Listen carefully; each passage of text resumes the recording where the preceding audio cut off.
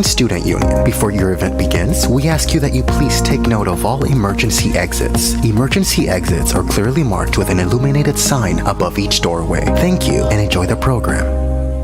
Gracias por visitar Titan Student Union. Antes de que comience su evento, le pedimos que tome nota de todas las salidas de emergencia. Las salidas de emergencia están claramente marcadas con un letrero iluminado sobre cada entrada. Gracias y disfrute del programa.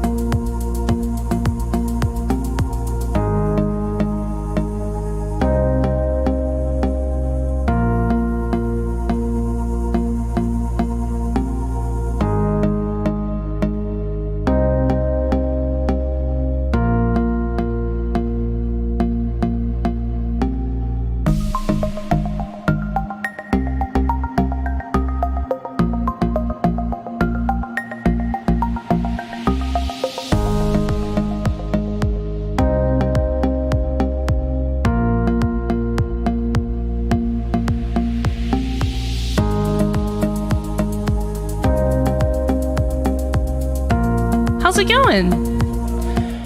We have a lot of seats up here in the front. So I'm looking at you to ask if you all want to just, scoot on. Come on, Amir. Thank you, Amir. Appreciate it. Up close and personal, y'all. Come on. Don't be shy. Come on. Right here. Come on. Come on, let's go. Yeah, anywhere you... Yeah, come on, scoot on up. Up close and personal. Come on, y'all.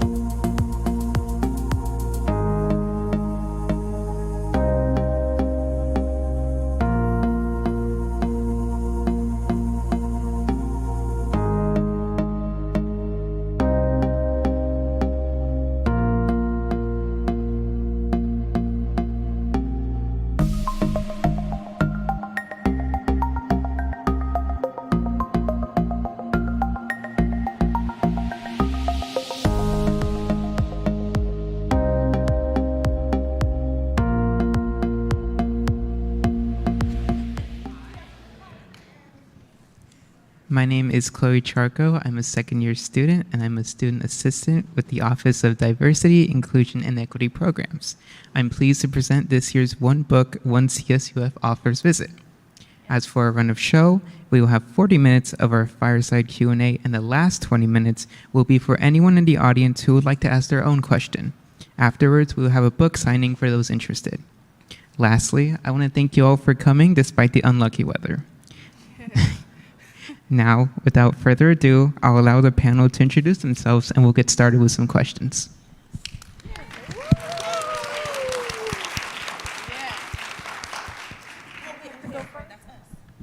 That's us. Hi, I'm Maika Moulite. I am one half of the Moulite sister author duo.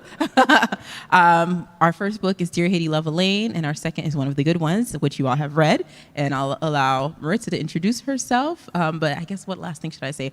In addition to being an author, I'm currently a PhD student at Howard University in my third year. Woo! Yes, you know. Okay. It's like a training, you know. If somebody says HU, you got to say, you know. Okay. But yeah, so I'm in my third year in the Communication, Culture, and Media Studies department, and I study representation in media. I'm really interested in books, of course, and film, and the way that Black girlhood is represented across these mediums. Hi, everyone. Hi. I'm Maritza Moulite. I'm the other half of our book writing duo here. I am really excited to be here today and so pleased that you could come out, honestly. We just thought it'd be our mother watching online. So I am also a third-year PhD student in education with a concentration in reading, writing, and literacy at the University of Pennsylvania. And I'm really just happy to be here. Yeah. Hey everyone, my name is Alexis Ray Johnson Folks. I'm currently a fourth year pursuing journalism, communications. Currently in my last semester, so you know I'm pushing it through.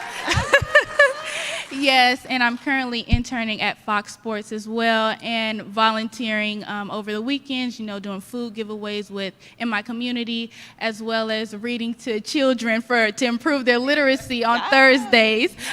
So yes, busy schedule, but all balancing it out. So I'm so excited for this opportunity to be here, you know, get this experience with such great authors and people in general. So this is going to be a great event for sure.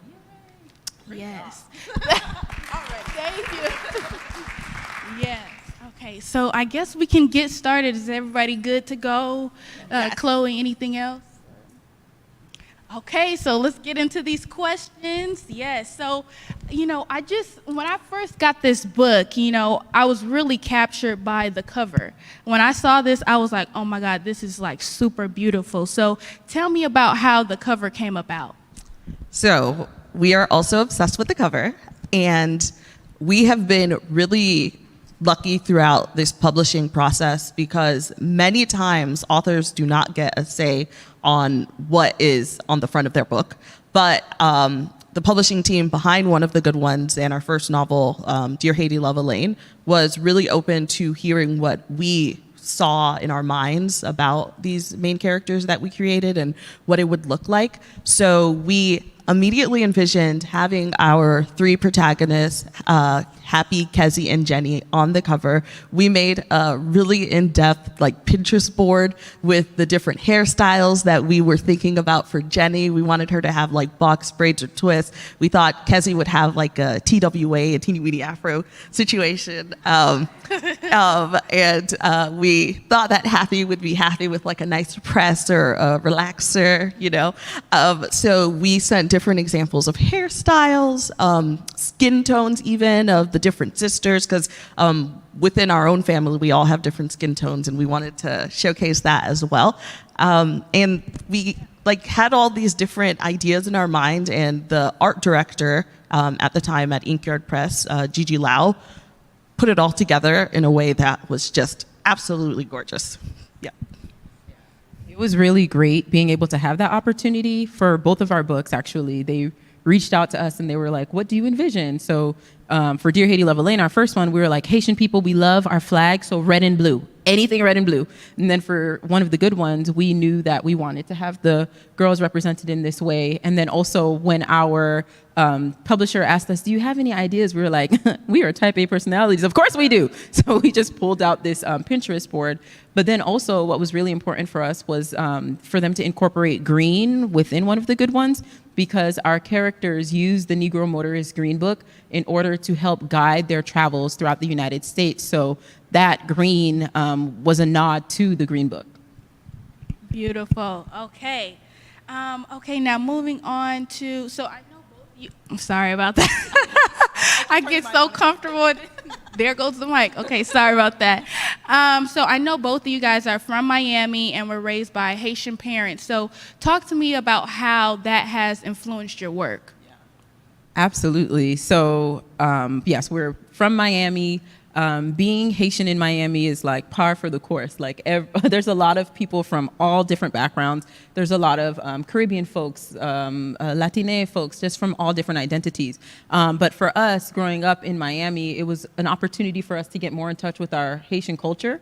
So our grandmother speaks Haitian Creole as her first language, of course, and her English is not the best, even though she's been here for a long time. She joked, she's like, you get me.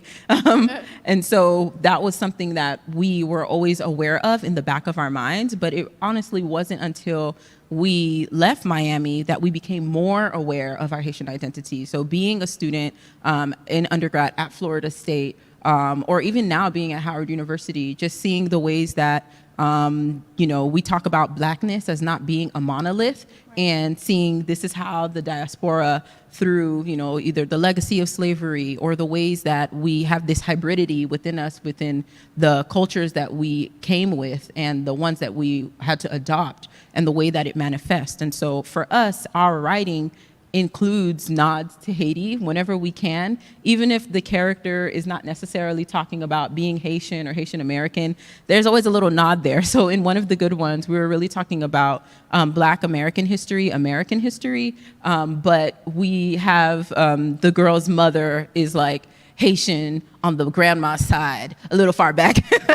Like we kind of gave that a little nod in there. And I think too, Haiti has a really big role in terms of Black ideas, Black liberation. It was the first Black republic to fight for and gain its independence. And so Haiti plays that big role that we always want to try to highlight whenever we can. And it's a pride that we have. Yes, if you've ever seen My Big Fat Greek Wedding, Haitian people are like the dad in that movie. Like, we're just so proud of our identity and are always bringing it up at all times. So yeah.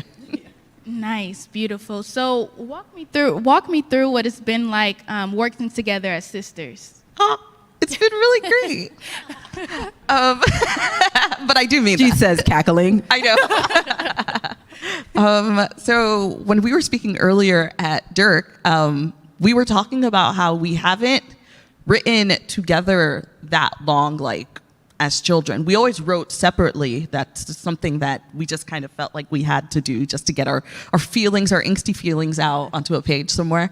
But we have spent our whole lives like talking to each other, being very close, creating our own language with me, Maika, and our two younger sisters as well, just because of the nature of our childhoods. So having this opportunity to like talk to each other in a different way and unite in something that we are both very passionate about our whole lives has been really exciting, because something that I will forever be grateful for is having a partner to go through this journey with. Like, somehow we have never had freakouts at the same time. Like, it's either me or it's Maika, but never at the same time. And we could support each other. If I'm nervous to go speak in front of a crowd, Maika's got me. If Maika's freaking out about whatever, I hopefully have her. And it's been really wonderful, like having a partner and having an older sister. I like to say that we have an agent, but Maika's also our agent, just by virtue of being the oldest sister. Yes, I take that job very seriously. But yeah, I think writing with a sister, it's so interesting because like growing up, our parents were very strict and they didn't allow us to watch TV during the weekdays. And so, well, I take that back. We did watch TV. We watched Jeopardy, Wheel of Fortune, and the news. That was it. And then we could watch everything that we wanted on the weekend. So we got a lot of our entertainment from the books that we were reading. And what we would do is like each of us would read our books, but we'd still talk about our books with one another. And so even now as adults, like we'll go for a hike, which is very new for us. Being Miami girls, we're not hiking anywhere. It's too hot. But being now that we live in Virginia, we'll go for hikes. And then one of the things that we'll do, we'll talk about like, what have you watched recently? And then we will tell the story of what we watched to one another, but in like sister speak, where I know if somebody's walking by, they're like, what movie are they talking about? Like, it doesn't make any sense. But we have been able to, I think, foster a language between us as sisters that we can sometimes just look at each other with a glance and know what the other is thinking, which comes in very helpful.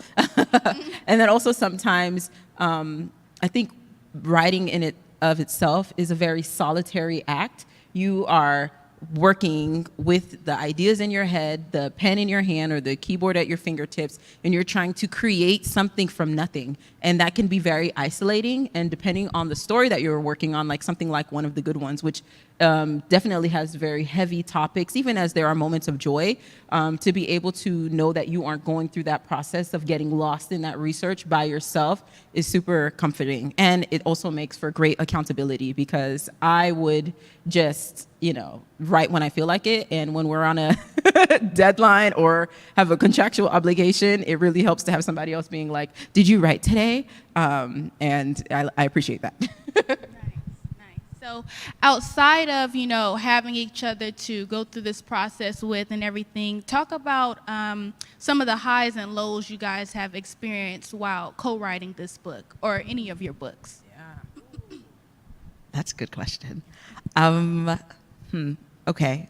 So a high and a low of starting our author journey has been when you first start, you're just writing to the ether, like which is freeing because there are no other eyes on the story. You can really write the tale of your heart, but in the back of your mind, you might be thinking, is anyone ever going to read this? Will I be able to get someone interested enough to represent me and then sell to a publishing company and blah, blah, blah. But at the same time, like, it's still really fun because you don't have any of the ties that come with continuing a career. You can just start. So that is a high and a low, but really just being able to add to this body of, like, this place of literature that has meant so much to us as young readers, and to be able to say that, like, we've written stories that we would have liked to have read ourselves as children means so much to me. And having people come up to us and say that, like, they really identified with this character or that character, or ask us questions about things we hadn't even considered when we were writing, like, for someone to think so highly of what we've written and, like, considered it, it's really, really, just really exciting, honestly. So I really feel happy and excited and lucky and blessed to be a part of something that has always been a part of my life for so long. So to be on the other side, like, writing stories for others, is just really mind-blowing to me. Yeah. So I'll start with the low first so we can end on a high note. So I think one of the lows definitely is, we wrote One of the Good Ones before COVID, before, what I keep saying, but what folks have called the summer of racial reckoning. This was something that had been percolating inside of us, and we wanted to write this story. And so to find that we created this fictional world with these fictional characters who are dealing with this very real, intangible issue, and then as we're going through the final edit phases, this is when you're getting to the point of the book where it's like, this is the point of no return. You either speak now or forever hold your peace. If the typo is there, it's gonna have to live forever, or at least until the next print. Yeah, or the paperback. And then to see some of that manifesting in real life, it just is very emotionally jarring. And then as you're trying to navigate this reality as well as the fictional world, and then you're speaking with people in real life who sometimes don't always get it, or who mean well but cause harm, and you're really navigating this in real time. And so there's this weird combination of acknowledging that your work is a work of fiction, but it has such real implications. And it can be a little bit discouraging when you think, we were writing this book, 2 years before the pandemic, and here we are, and nothing has changed. So that definitely could be a low point, especially when you're writing a text that is rooted in history, rooted in the modern day. But I would say the high has absolutely been when we have people who come up to us and they're like, I saw myself reflected in this character. Or we'll get emails from students who will be like, I'm in 7th grade and I read your book and I really enjoyed it, and here's all of my thoughts. And that's such a great feeling. When we wrote Dear Haiti, Love Elaine, that was us writing our first book. We had no agent, no contract, nothing then. That was just us writing the book of our hearts. And when we were going on book tour for Dear Haiti, Love Elaine, which was like really wild. Like our first book, I think it was like a 9-city book tour. It was wonderful. And we stopped in Dallas, and I think we were mentioning it earlier when we were at the craft workshop, but there was a young Haitian girl who came and she was speaking with us, and her mother is a white woman, and she was saying that after the earthquake happened in Haiti, they adopted her, and they have been very worried that she would become disconnected with her culture. And so in reading our first book, Dear Haiti, Love Elaine, they were able to have she was able to have this character who is Haitian and American, and navigating what does that mean when you don't feel enough of either. And I was just like, oh my gosh. We still follow her on Instagram. She's a very successful cosplayer. Yes. So that was a great feeling. Or when we had someone, it was actually a bookstore owner, and I think she's of Irish descent, and she said because she read Dear Haiti, Love Elaine, it made her feel like she can go and uncover her own family's history. So her family was taking a trip to Ireland. And I was just like, what, from our book about Haiti? That's really great. So I love when people read our text. And in one of the good ones, we had someone who emailed us, and they were saying how they felt empowered that a character who they made up, who's like working through this in real life, using media that young people use today, like YouTube or the internet, and they felt like it was giving them the tools to do that in their own life. That's more than you could ask for. And we write to some extent because we're PhD students, and we're always going to kind of stick things in there to educate, but we also write to entertain. So when someone's like, that twist, we're like, yes, we did what we had to do. Good. Okay, so I know one of the good ones is your second young adult novel. So what was it, or basically, what is the difference in the writing and inspiration processes from this book and compared to the first novel you guys wrote? We've hinted at this, but deadlines are no joke. So, I mean, there was definitely room for trying to work through your story, and we have emailed a few times about needing extensions. Yes. But at the end of the day, you sign a contract. It's really exciting, but you have to produce a story. So one of the good ones was sold on proposal. We hadn't written the whole book yet. We just had an idea. We had an extensive outline that we created that talked about what we wanted to discuss in the story, what the major highlights were going to be. And then we went to working on it. So over the period of a few months, we sat down, talked out the story like we do, did lots of research, we do a lot of like sitting together but apart, where we're like Googling things on our own. We'll like bring up something that seems interesting or ask a question, or just like we mentioned earlier, we just talk at each other because sometimes you just need to like work through something. And then we started writing the book like we do. And our process is really, it works for us really well. So we will just write pretty much chronologically, but I might do chapter 1 or the first half of chapter 1. Maika might pick up the other half of it. Before she keeps writing, she'll read what I wrote, and I'll read what she wrote, and then we'll do any type of edits to make sure that the work is like one seamless voice and aligns with whatever character we're writing at the time.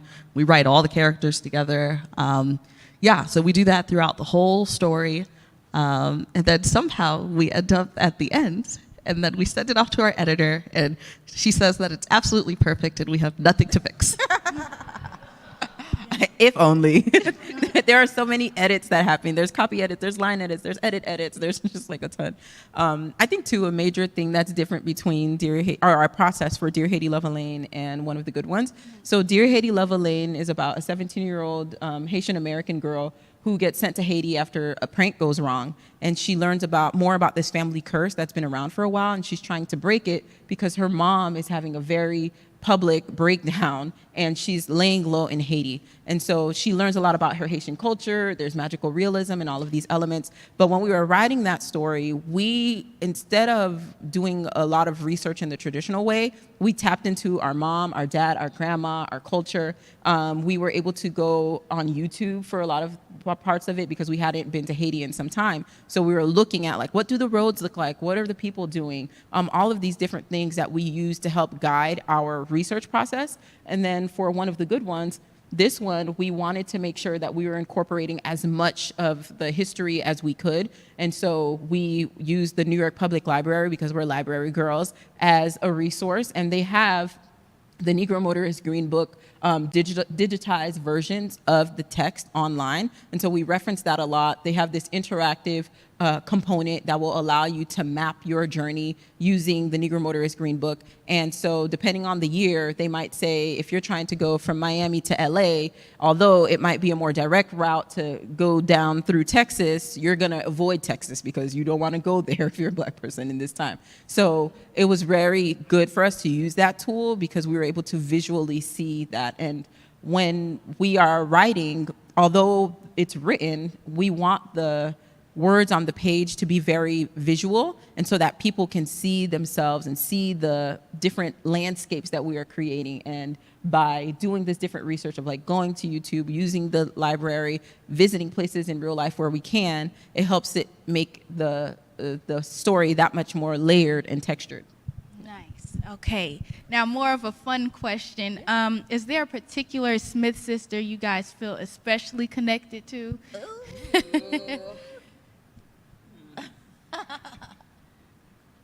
I'm a little bit of all three. I'm not even gonna lie. And I know that's not the answer. So, okay. So Jenny is the eldest sister. She's so one already. I'm the eldest sister, duh. So Jenny's the eldest, but then she's also a PhD student, which, right? I think she was a student at the time. I forget these characters. She had graduated, so she was doing her research, her postdoc. So that resonated with me a lot. Kezi is the activist, the person who's going to speak out. So I resonate with that as well. And this also with like queer identity.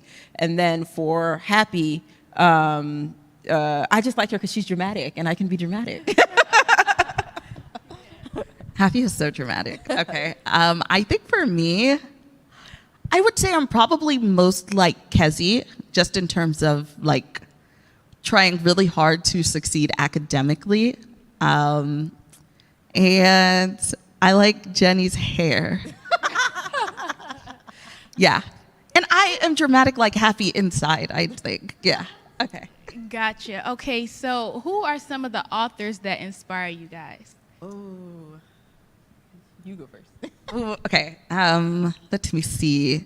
Well, we always say this one first because she's the GOAT. Like Edward Denticat, she is a Haitian American author who really, her work speaks to us at such a like foundational level. We identify so much with the stories that she tells because of her Haitian background and the histories and stories that she's passing on to like a wider audience that lets folks know more about our own culture. But then also she writes so beautifully, and she has been very kind to us, and she blurbed our first novel, which was awesome. We really admire Evie Zaboy as well. We like all the Haitian authors. And we love that she like writes young adult novels, middle grade, about girls who are obsessed with spaceships. And then also like she wrote like an Okoye novel and the Marvel book series, which is amazing. And I would also say that I really admire John Green because he and his brother Hank Green are brothers, authors who talk to each other a lot on the internet, and then also have been able to like teach such wide across topics, across fields, have touched so many different audiences and age groups in a way that I hope Maika and I can do now and moving forward in the future as well. Yes, I definitely second everyone that Maritza said, especially the Haitian authors. Got to give them a shout out.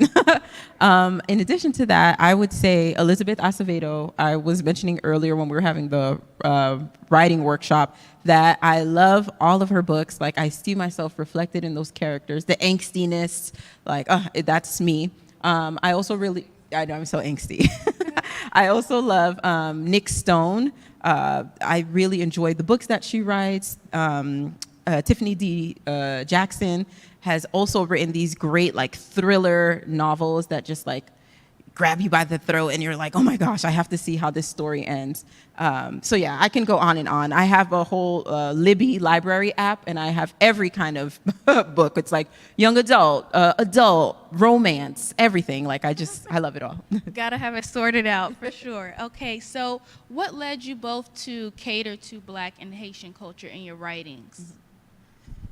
Because we are Black and Haitian. Yeah. But also because like we grew up during a time that had so few characters who look like us to look up to. We have said this and we'll say it again. We really admire this like idea that a literacy scholar named Rudine Sims Bishop created about mirrors, windows, and sliding glass doors. So when you're reading a book, a child can open the page, go through the pages, and it'll be like a mirror. They will look at the characters and see themselves, maybe because they also are very adventurous, or maybe because they also have red hair and freckles, or whatever. There are lots of different ways that you can identify with characters. And we did that growing up in so many different ways, but often it wasn't because the characters were Black or because they were Haitian American. And then you could also look at a book and then it will be like looking through a window. So you could like peek through and get to understand a person of a different identity than yours in some way, a little bit better than you knew before. And then also reading a book can also be like stepping through a sliding glass door, if you will, and you could like jump in and jump out and like go on this journey with the character, which I think is really a beautiful and succinct way to talk about what stories mean to people. So what we have chosen to do with our real estate on the page, if you will, is write those stories that we wish we had had when we were growing up. And doing that, we get lots of people who say that I wish I had had this growing up, or I feel really happy to have this now. And then also other people who are just happy to learn about, you know, a culture, a perspective, a background that they didn't know much about before. Yeah. And I know I'm butchering this, but Toni Morrison talks about if there's a story that you have not read that you want to see, then you should write it yourself. And so that really is something that pushes us and motivates us in our writing. And then also, you know, while the publishing industry has made a lot of strides in terms of diversifying and including texts that represent different people, there's still a lot of work to do. And even as we have these books that are being created, they're being censored in how folks are able to talk about them. And so for us, especially with books that are centering Black teens, sometimes it will feel as if there's only an opportunity to have one book at a time that represents a group of people, where that puts so much pressure on the book. And then it also creates this very like singular narrative of how somebody from a specific identity might behave or act like, which is not true. And so for us, we want to write as many books as we can, so we can have a book like Dear Haiti, Love Elaine, where the character is, you know, she'll talk back to you, she's very informed, and sometimes she means well, but she causes more harm than good. Or we'll have a character, even in one book, like one of the good ones, where you'll have someone who's very socially and civic-minded, navigating this part of her identity, while you have someone else who is an actress and isn't maybe the most studious. So we want to be able to write as many of these books, and it's important for us to have, you know, Black characters, Haitian characters, so that people can understand that there is no one way to be anything, you know? And if you do something, then that is Black. If you do something, that is Haitian. And our hope is that people will see these books and have a fuller idea of what it is to interact with somebody. Beautiful. Okay, so what has been you guys' biggest lesson you've learned in your careers?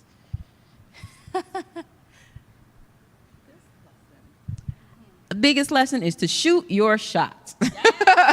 Shoot your shot. And the reason why I say this, so when Maritza and I wrote Dear Haiti, Love Elaine, it was about to be published. And, you know, our publishers, they're doing their publicity and marketing round, if you will. And we were like, what can we do to help our book stand out? And Maritza was like, let's look at all the people who went to our high school who are notable and let them know that we wrote a book, and just to be like, hey, just so you know. There are two of them. Yes.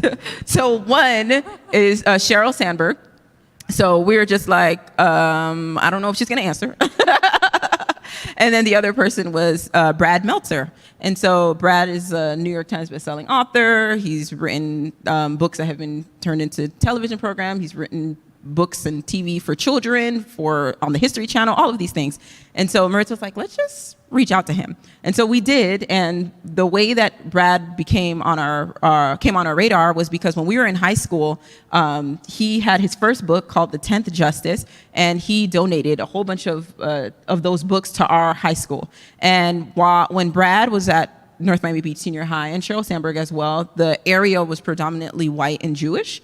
And so now when we were growing up, it was more Black and Caribbean. And so we had this book from this author who went to the same school that we went to, and we were like, what? Somebody from North Miami Beach Senior High made a book and they are giving this to us? I was like, what? This is amazing.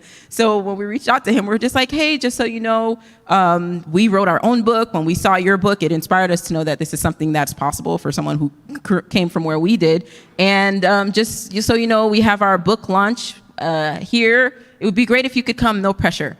Brad was like, you have made my year.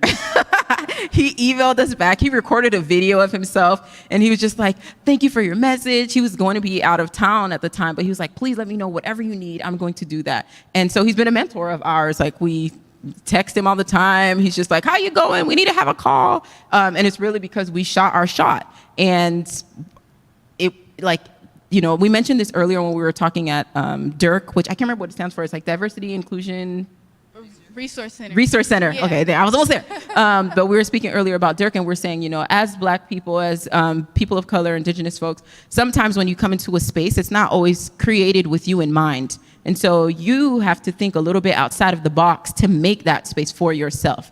And sometimes it's going to be uncomfortable. Sometimes you'll deal with roadblocks, but like, don't let it stop you, and really just shoot your shot. Oh my gosh, I had all this time to think of my answer, but I was just listening. Okay, I would say that the biggest lesson that I have learned is to keep writing and reading. Before we, you know, got to do this for money, that was just a passion of ours, period.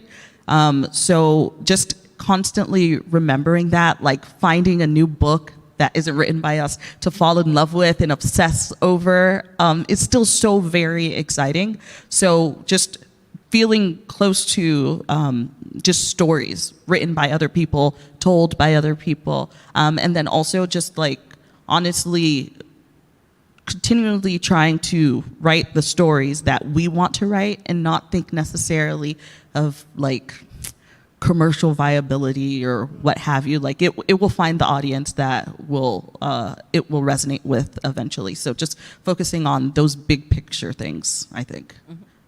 Nice. Okay. And then for all the young and upcoming authors pursuing the industry, what advice would you give them?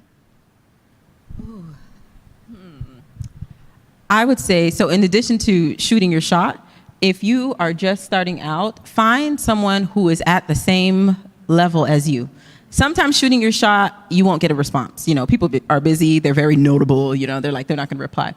But if you have someone who you are both in the querying trenches together, you're both drafting together, you have someone that you're creating an emotional bond with that as your career lifts, theirs is rising too. And so when they get an opportunity, they'll be like, oh, you have to reach out to so-and-so because we came up together. I know their work ethic. I know all of these things.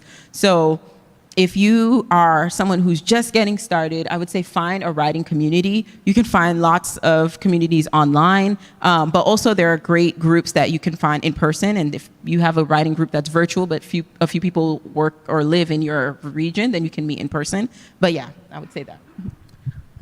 So when we were looking for an agent, we had a really exciting conversation early on with an agent who was very fancy-smancy, but she casually mentioned that we would have to remove the magical realism aspects of our story. And we were just appalled, but also considering it because we were like, well, they're so important. And I mean, maybe this is what we have to do to get this story to sell. But ultimately, we decided to stick to the tale that we wanted to tell, and passed on that and kept our magical realism, dug into it, if you will. And then we found other people who were interested in representing us who got what we're trying to say. So it might not be the first or second or third person who is the right fit for you, but to keep going until you find someone who gets what you're trying to say. Beautiful. Okay, and then is there anything young authors can look out for when pursuing this industry? I would say focus on your writing, and although you should have an online presence, do not get caught up in the Twitter back and forth. Don't do it. It's not worth it. Focus on your work. Use social media as a way to foster your community of readers, but don't let it become this thing that it's like consuming your life, right? Like what you should be focusing on is how can you continue getting the opportunity to write more stories. And, sometimes you might talk yourself out of a good thing being on Twitter. I think it's pretty freeing to know that you could only do so much with, being little old us. A lot of the responsibility, whether we admit it or not, falls on your publisher and the marketing and publicity push that they choose to put behind a story. So I think, it's exciting when they do it, and hopefully they do it, and you have people who are backing you up to make sure that they are really giving your book the best chance that it has. Okay. And then what can young authors do to get ahead in the game?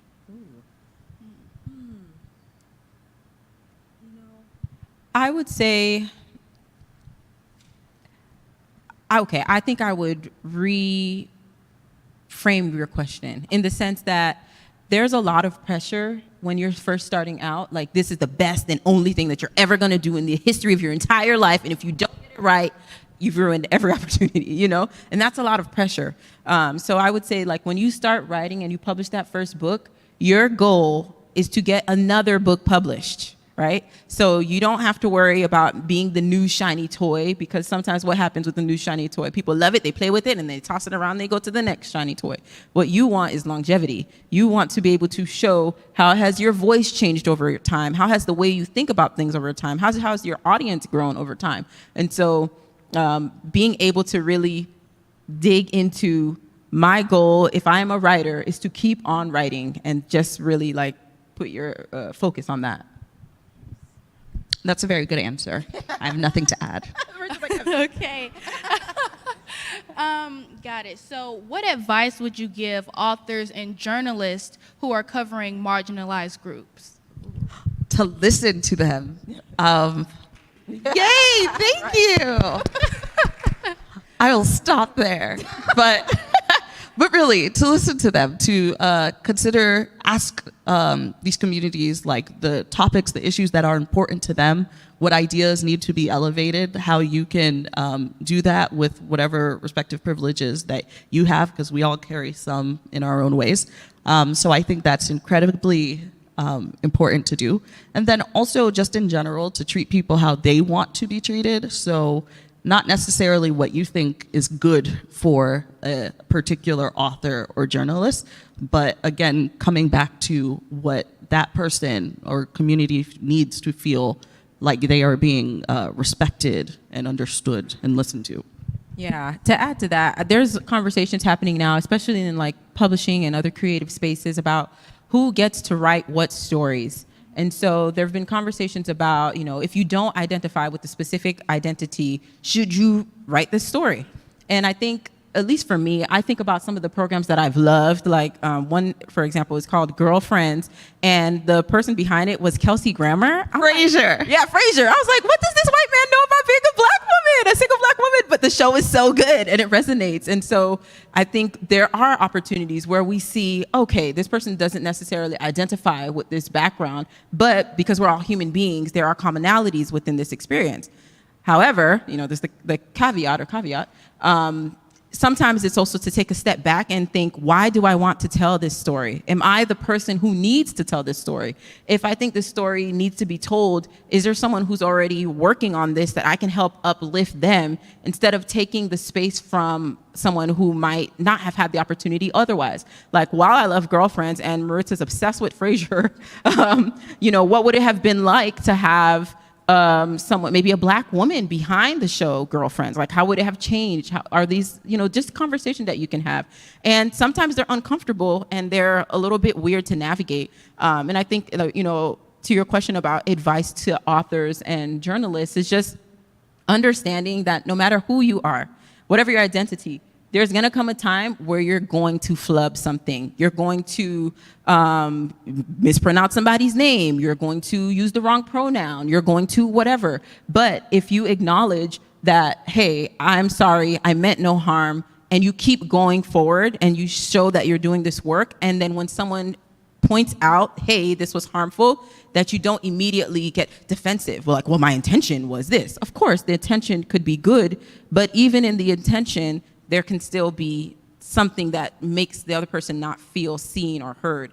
And it takes a larger bit of self-reflection that is even outside of just like books and talking about media, but just like how we engage with one another, just to engage with people one-on-one and say, hey, if this caused harm, I'm sorry, what do you want me to do so that I don't repeat it next time? And receive that. And also understand that sometimes when the person responds, especially in that moment, if they're hurt, it might not be coming from a place of like, we're able to engage in a good dialogue right now. This is like, we're heated, everything's happening, blah, blah, blah. Like, take a moment. Like, I know we live in this very instantaneous world, but I think it's okay to take a little bit longer to make sure that you're coming at it with intention. Beautiful. Well, on that good note, I think we need to wrap this up. So thank you guys so much for this. You guys shared a lot of insight. It was a pleasure, all you guys here as well. So, Chloe, I'll leave it to you now. Yay. Yeah. Thank you so much. Thanks for coming, y'all. Absolutely. So we will now have about 20 minutes for anyone who wants to ask their own question. You may do so using the mic in the front. Don't be scared, y'all. Like, no pressure.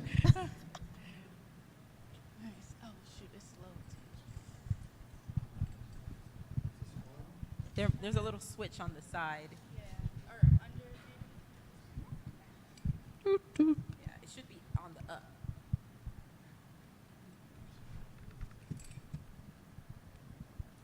There. Okay. My first question is, has your book been optioned yet? And if it hasn't, I'd like to talk with you about it. Because I think it has great potential for a film. Thank you. Yes. And just by way of background on this question is, I'm the son of a preacher man with 4 sisters and 4 brothers and an amazing mother who is a great woman of faith. How did you arrive at the parents being co-pastors here in LA? That was just an amazing piece that I resonated with tremendously. Yes. Oh, you want to go? Well, I really love LA. And thank you for your question and your comments. Yeah. Part of it was, we wanted to talk about the question of, civil rights from a perspective that often gets underlooked. Like, when you think about racism and what that means in this country, we Our civil rights voice, racism. Yeah.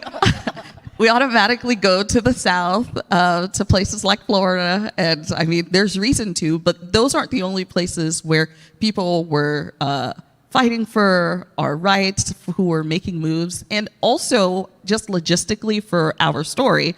We wanted to tell a story about like moving through Route 66, and we decided to take the path from Chicago to Los Angeles. So our story starts in Chicago, but we wanted our characters to be from Los Angeles. Yeah. And for us, so we grew up in a very strict religious household. You know, I think part of the reason why we didn't watch TV during the weekdays is because they're like, we don't know what you're watching on TV.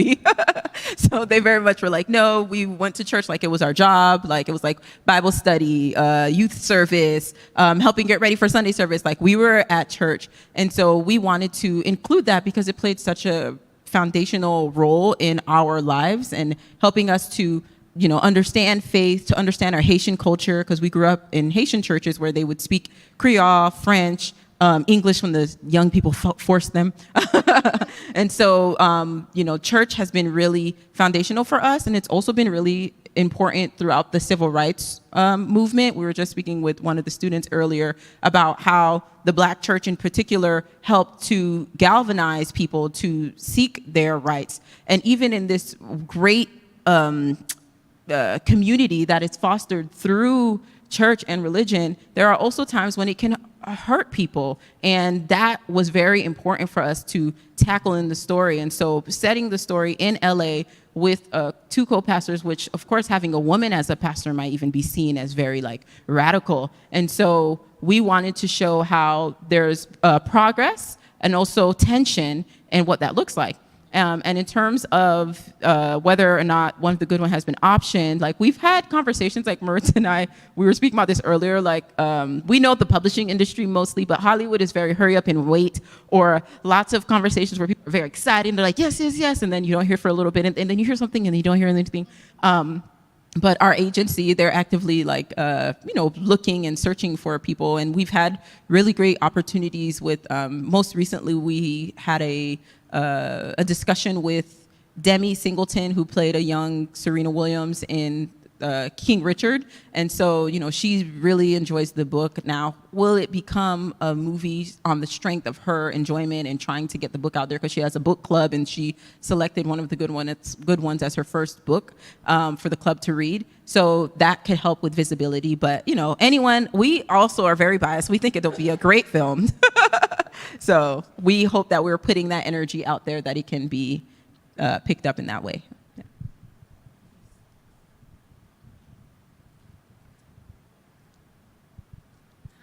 It's like we just saw you.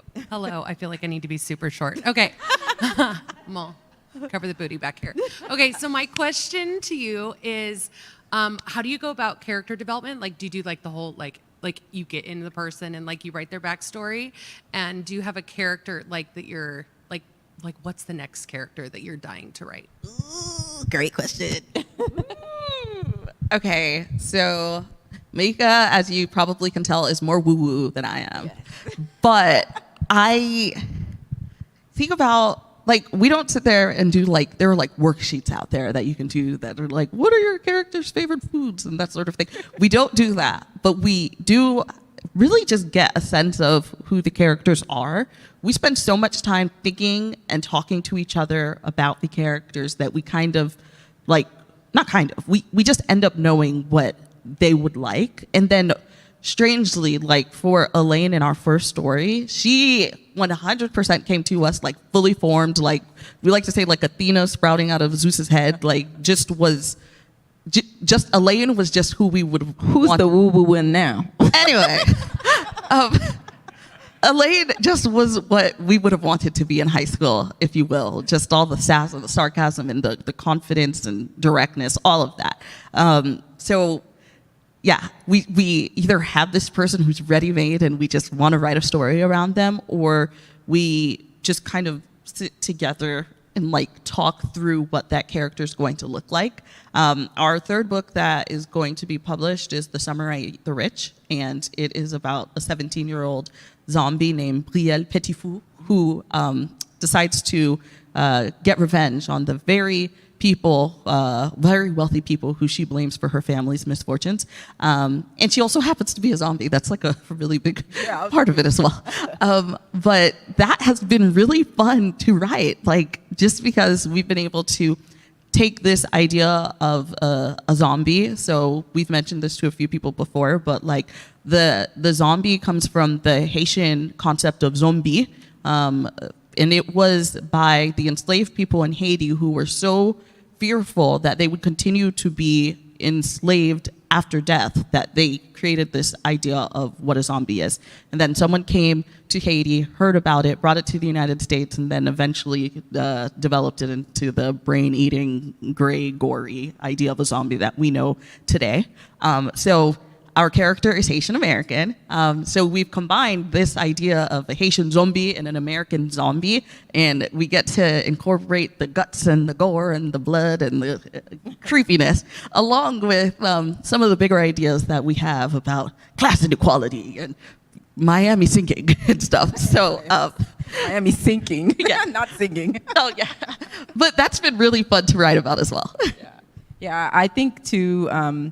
We mentioned this earlier as well, but E.B. Zaboy talks about inhale books and exhale books. And so when you're writing a book and you're holding your breath as you're writing it, it's heavy, you know, that's an inhale book. And then you have an exhale book where you breathe out and you have that release, and it feels like a fun process. So writing The Summer I Ate the Rich has been wonderful. The title alone, Maritza came up with it. I'm like, oh, you get everything in the title.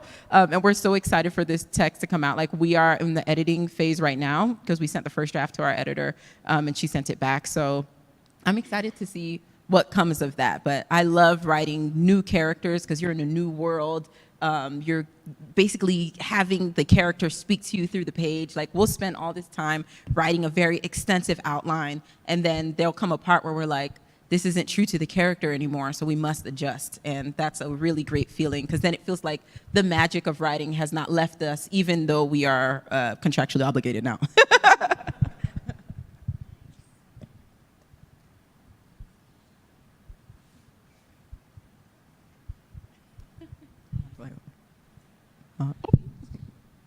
I'll ask a question mostly because I fit the mic.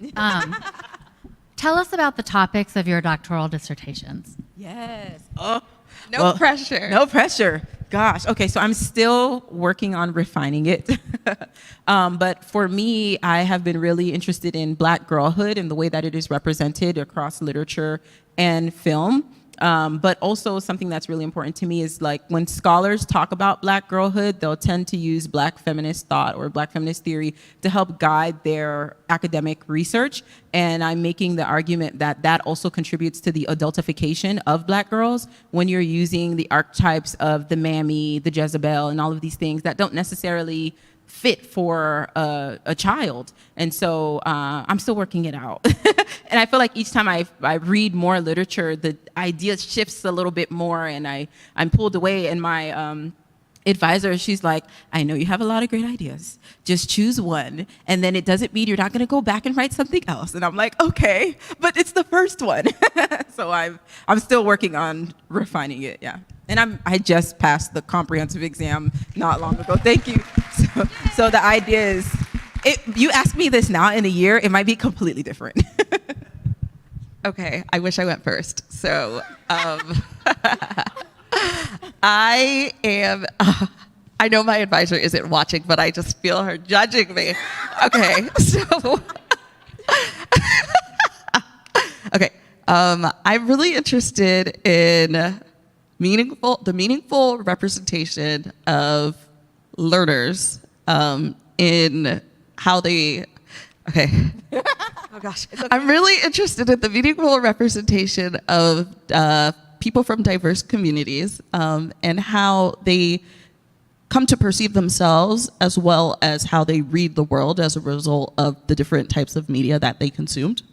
So whether that is, children's young adult literature, or the movies that they watch, or the TV shows that they watch, or comics, or what have you. So I'm really interested in that, especially in the context of transactional reader response theory. So, like, how the audience themselves is understanding your work, which is such a strange thing, because even though we write stories and we know that once it's published, it's out there and people are going to have their ideas, you still kind of have your perception of what the story's about. So reader response theory is all about, like, no, it's the audience. That's what matters. So, and I also know that's an important perspective to have as well. So as you can see, this is all over the place. Please ask me in about 1 year. And I hope to have this cleaned up. Thank you. Craig. We have about 7 or more minutes, so speak now or forever hold your peace. All right. Oh, that's somebody coming. Come on down. That's my Price is Right voice.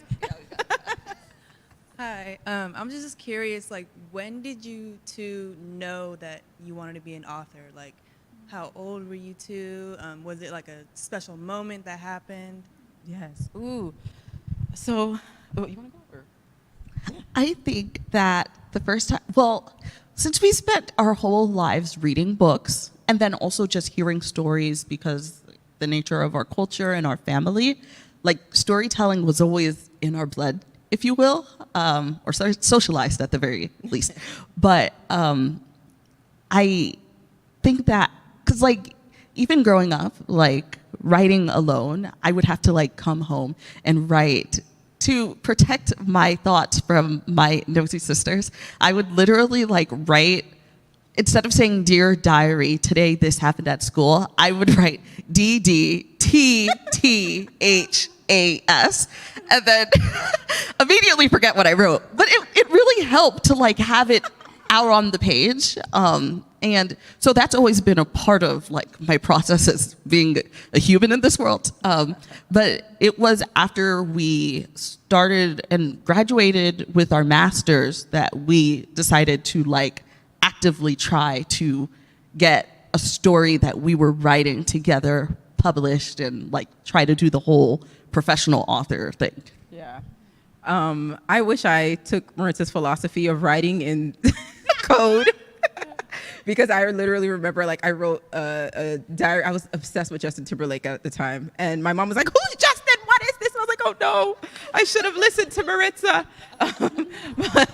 But for me, I've always loved writing. It's been the way that I've processed the world. I would write very angsty poetry that I hope never sees the light of day. But it was like my way to be able to process what I was going through. I would journal a lot. Listen to Bon Jovi. Listen to Bon Jovi, "It's My Life," or Britney Spears, "Overprotected." Oh, yeah, I was feeling my feelings.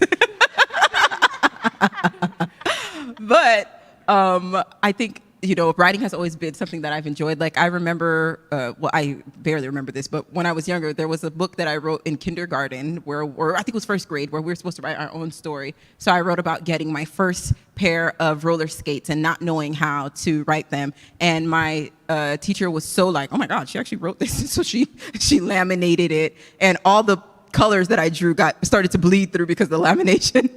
But I have always loved writing. It's just been a way to engage with the world around you. And I also think too, you know, not to get like heavy and deep and whatever, but it's really important to me, you know, as a Black woman, as a Black writer, to do this act of writing because it is a form of resistance. When people read, you are able to put yourself in someone else's shoes in a way that I would argue that you don't do when you see things through a visual medium.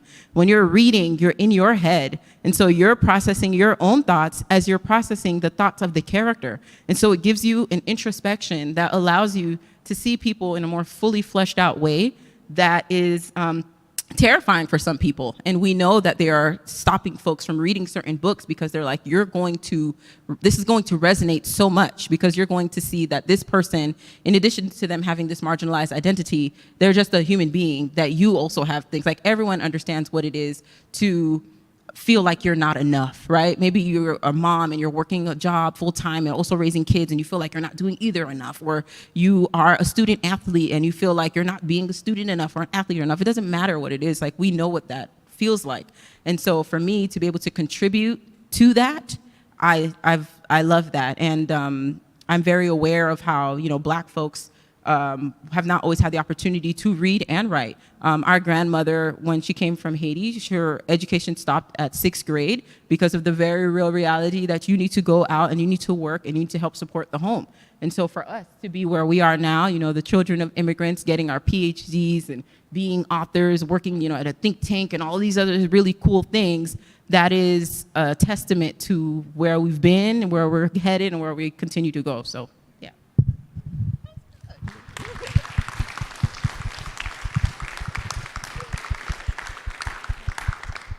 Our student moderators were fantastic, by the way. Yes. Thank you.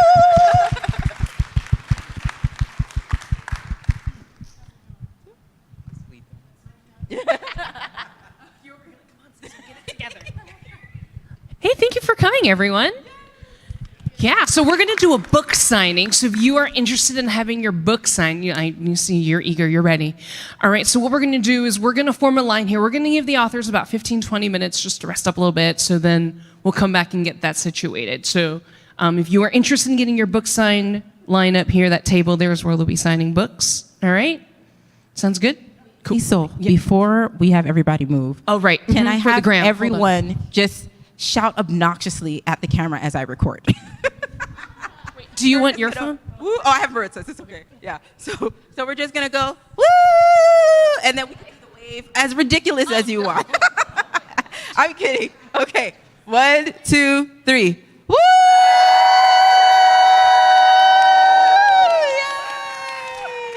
Hi, Mom and Daddy, Grandma. Okay, bye. And Maritza, and Lydia and Jessica. We have a big family. Ginger, Lily. Okay, bye.